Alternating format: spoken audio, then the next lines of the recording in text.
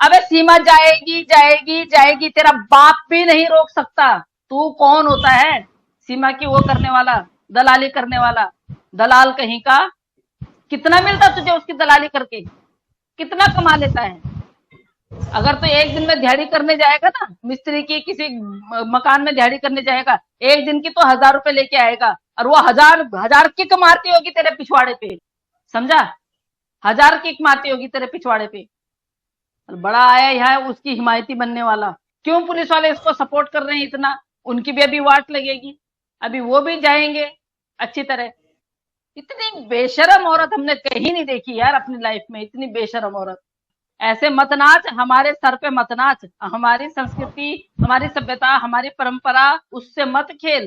क्योंकि तेरी पूरी जांच हो चुकी है, मोमिन मलिक साहब ने बोल दिया है, तेरी एटीएस जांच हो चुकी है, तेरे जितने जो तूने मैसेज डिलीट किए थे ना वो रिकवर हो चुके हैं, सब कुछ हो चुका है।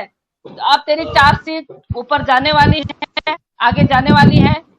और अभी तेरा क्या हाल होने वाला है वो तुझे तेरे एपी सिंह ने समझा दिया होगा। क्योंकि अगर नहीं समझाया है तो वो तुझे धोखा दे रहा है, ठीक है ना? अगर वो समझाता तो उस दिन तुझे छोड़ के वो दूसरी शादी में नहीं जाता, ठीक है? इतने बड़े लेवल की शादी में गया वो अपने आप को दिखाने के लिए, और तेरे को ऐसे छोड़ के गया।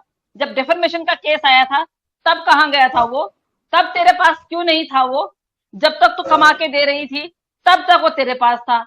जब तेरे व्यूज कमाने लग गए, कमाई कम होने लग गई, तो वो तेरे पास आना छोड़ दिया उसने, क्योंकि उसको भी पैसा नहीं मिलता है इतना। और इतने शातिर दिमाग के हैं, इतने शातिर दिमाग के हो तुम लोग कि एक आईडी से पूरा नहीं पड़ता तो 10-10 आईडी खोल रखी हैं, और बेशर्मों की तरह आके नीचे से आके, कल भी मैं प्याज सर की लाइव में थी, नीचे से आके वही वही आईडी जो डॉक्टर साहब की उसमें बैठती है, कहती है आप लोग मेरे पीछे क्यों पड़े हो, मुझे चैन से रहने दो। अबे तो चैन से रहने लायक है?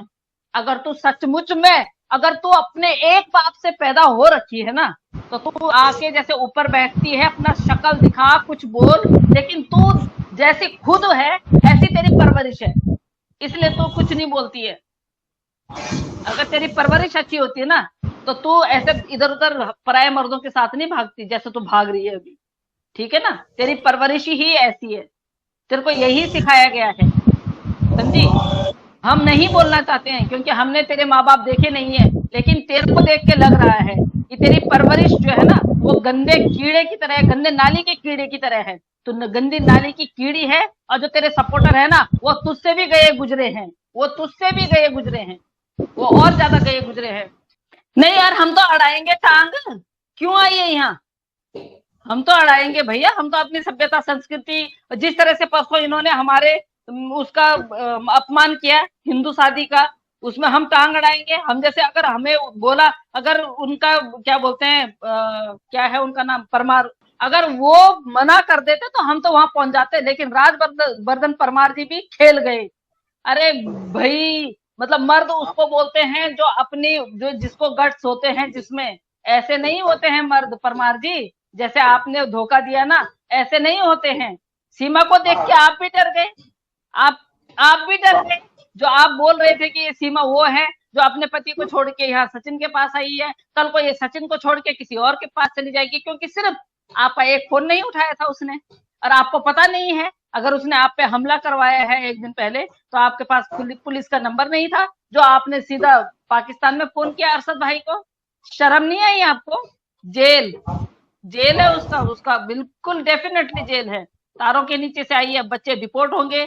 और इसको आफत यही तो आ रही है इसकी। ये अभी परसों देखा होगा आपने, ये हर दूसरे महीने बोलती है कि खुशखबरी आने वाली है, खुशखबरी आने वाली है, और ये बोल रही थी कि 13 तारीख को मैं बहुत बड़ी खुशखबरी देने वाली हूँ। अबे बेवकूफ औरत, तेरे को ना अंदरूनी बीमारी है।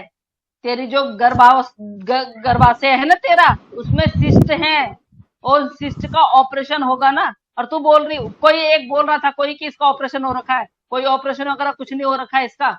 इतना नाच कर रही है। जब उसका ऑपरेशन होता है ना तो 3 दिन हॉस्पिटल में एडमिट रहना पड़ता है, स्टिचेस आते हैं अंदर, और उसके बाद घर में भी कम से कम 15 दिन बिस्तर में पड़े रहना होता है।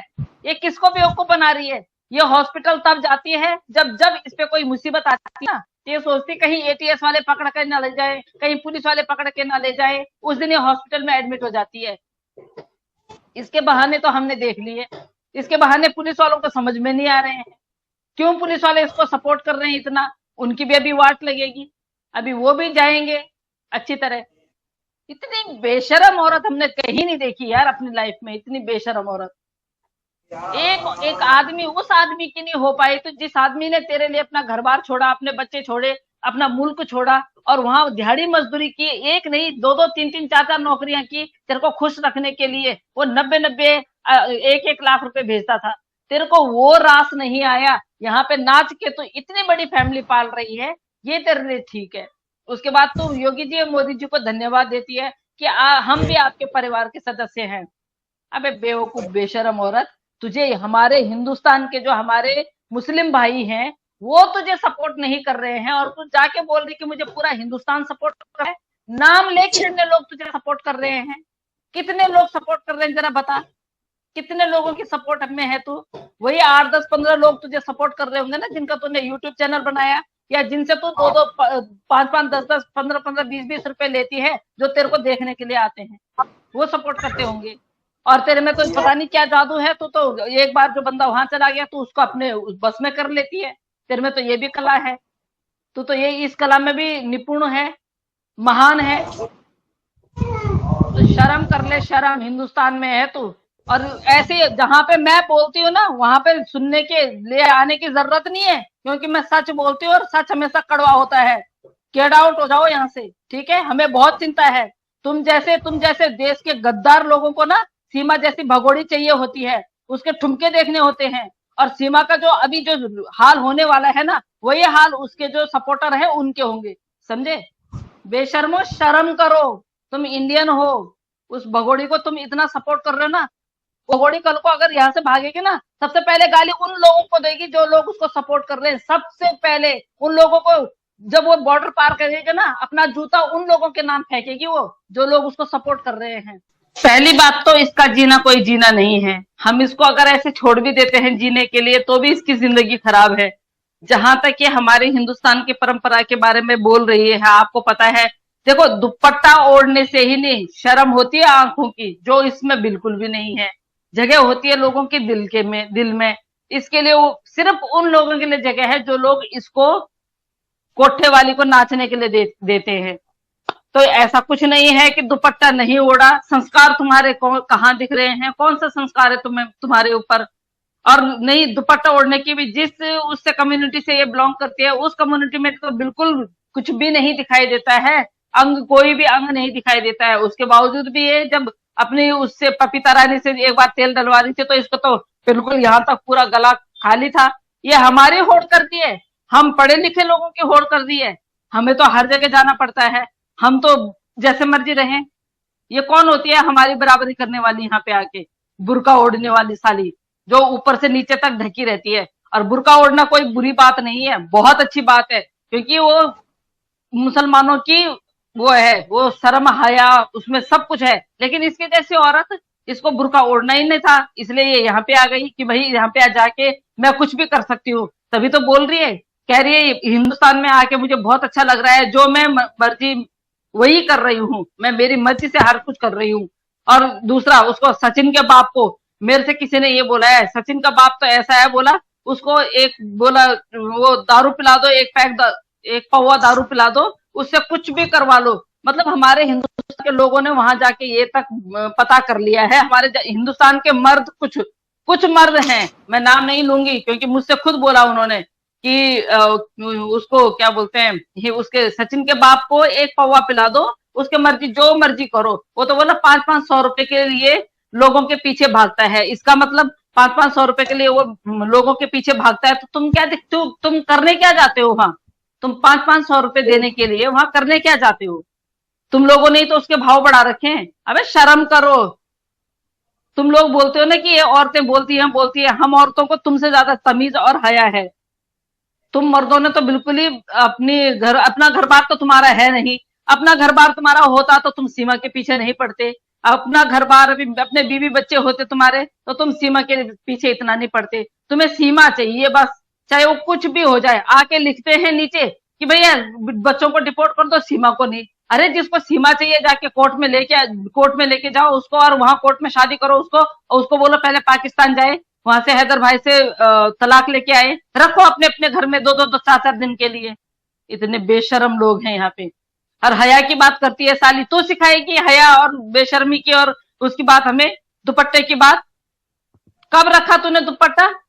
तू जो कपड़े पहनती है उसके साथ में दुपट्टा आएगा तो दिखाने के लिए रखती है। तेरा बस चले ना तो साली तू नंगी कैबरे डांसर बने तू। और बनती भी होगी, क्या पता, हो सकता है बनती भी होगी कैबरे डांसर। और है ही तो, तभी तो उसी चीज का तो खा रही है। बड़ी आई हिंदुस्तान में आके हिंदुस्तानियों को, हिंदुस्तानी महिलाओं को तो चैलेंज करेगी। तेरी औकात है हिंदुस्तानी महिलाओं को चैलेंज करना? और हमारी तरह तो रह पाएगी? और अपने आप को बोलती है सनातनी बन गई हूं मैं, सनातनी बन गई हूं मैं। एक दुपट्टा ओढ़ने से ही सनातनी नहीं बनते हैं, कर्म से सनातनी होते हैं, जन्म से सनातनी होते हैं। तेरा तो ना कर्म सनातनी ना तेरा जन्म सनातनी। तो तेरा जन्म तो तब भी, पहले भी तो मुसलमान थी और अभी भी मुसलमान है। जब तक हैदर भाई का नाम तेरे नाम के पीछे है तब तक तो हैदर है। सचिन मीना तो अभी भी नहीं है। जितनी तूने ये शादी करके दिखाया है ना, इतना परपंच तूने रचा, तब भी तेरे को कोई सचिन मीना नहीं बोलेगा। जो बोलेगा वो जेल में जाएगा सीधा। मोमिन मलिक साहब ने पहले ही बोल रखा है, वो सीधा जाएगा, उसके भी वारंट निकलेगा। बेशर्मी की हद होती है यार, बेशर्मी की हद होती है। तू एक एक, तेरे को इतनी शर्म नहीं आ रही है कि 3 लाख का डिफेमेशन का केस लगा हुआ है तुझ पे, और तेरा भाई बोल रहा है कि कोई बात नहीं है, 140 करोड़ लोग हैं, 1-1 रुपए भी देंगे। अब एक फिर भी बहन के लिए भीख ही मांग रहा है। फिर भी ये नहीं कि भाई देखो आगे जो भी केस आया है उसको देखते देखते हैं, शॉर्ट आउट करेंगे। किस तरह का वकील है तू? किस तरह की स्टेटमेंट दे रहा है तू? किस तरह की शिक्षा दे रहा है तू उस औरत को, जो औरत तू यहाँ लेके आया है? 4 साल पहले से तो उसके बच्चों को पाल रहा है। 4 साल पहले तूने बोला कि इसका तलाक हो गया था, 4 साल पहले से पाल रहा है तू उसके बच्चों को। मतलब बेशर्मी की तो हद ऐसे पार कर दी। वकील के नाम पे धब्बा हो गया, धब्बा। कल पराशर सर भी बोल रहे थे, कह रहे वो वकील है, उसकी तरह वकील होते हैं। वकील के नाम पे धब्बा है बोला तू।